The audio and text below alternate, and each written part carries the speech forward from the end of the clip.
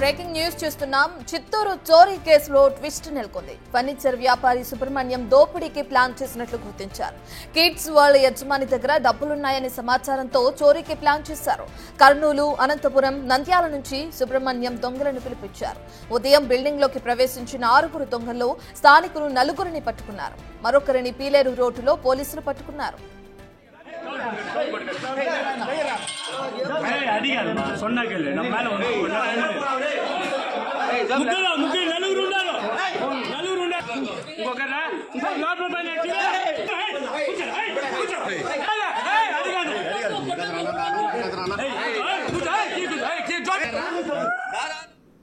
చోరీకి సంబంధించిన పూర్తి డీటెయిల్స్ అందించడానికి మా ప్రతినిధి దామోదర్ లైవ్ లో జాయిన్ అవుతున్నారు. దామోదర్, మనం చూస్తున్నాం ఫర్నిచర్ వ్యాపారి సుబ్రహ్మణ్యమే ఈ దోపిడీకి ప్లాన్ చేసినట్లు పోలీసులు గుర్తించడం కూడా మనం చూస్తున్నాం. అయితే కేసుకు సంబంధించిన పూర్తి డీటెయిల్స్ ఏ విధంగా ఉన్నాయి దామోదర్?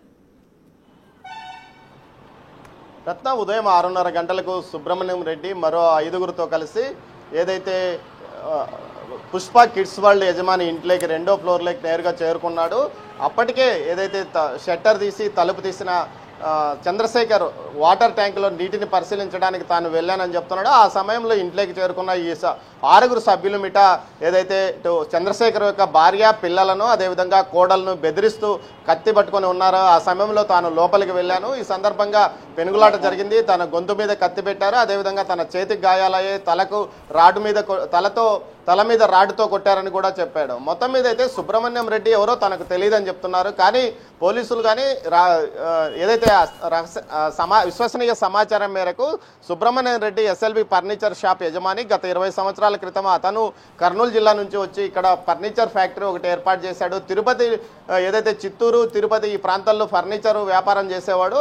మంచిగా పేరు, ఏదైతే షాప్ కూడా మంచి పేరు ఉంది. ఈ మధ్య కాలంలో అతను కొంత ఆర్థికంగా చితికిపోయాడు అంటున్నాడు. ఈ నేపథ్యంలో అతను ఏదైతే చంద్రశేఖర్ ఇంటికి వద్దకు వచ్చాడా, చంద్రశేఖర్ ఇంట్లో దోపిడీకి పాల్పడ్డా అన్న అనుమానం వ్యక్తమవుతుంది. మరోవైపు ఏదైనా వీరిద్దరి మధ్య గొడవ ఉందా అని అడిగితే చంద్రశేఖర్ అతను ఎవరో చూడలేదు, తనను ఏదైతే ఫర్నిచర్ సంబంధించి తాను కాంట్రాక్ట్ ఇచ్చాను, బయట వ్యక్తులు వచ్చి చేసి వెళ్ళింటారు కానీ వీరితో ఏం సంబంధం లేదని చెప్తున్నాడు.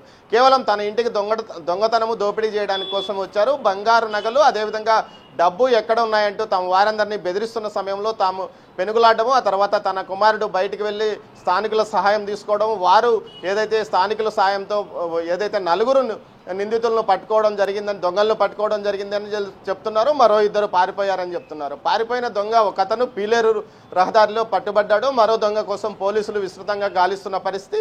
మొత్తం మీద తీసుకుంటే ఎస్ఎల్బి ఫర్నిచర్ షాప్ యజమాని అయిన ఏదైతే సుబ్రహ్మణ్యం రెడ్డి ఈ చర్యకు మూల కారణమని తెలుస్తుంది. మొత్తం మీద ప్రస్తుతం అతను పోలీసుల అదుపులో ఉన్నాడు.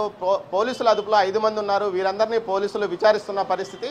మొత్తం మీద ఈ ఘటనకు సంబంధించి రేపు మీడియా ముందుకు నిందితులను ప్రవేశపెట్టే అవకాశం ఉందని తెలుస్తుంది. రత్న, రైట్, థ్యాంక్ యూ దామోదర్.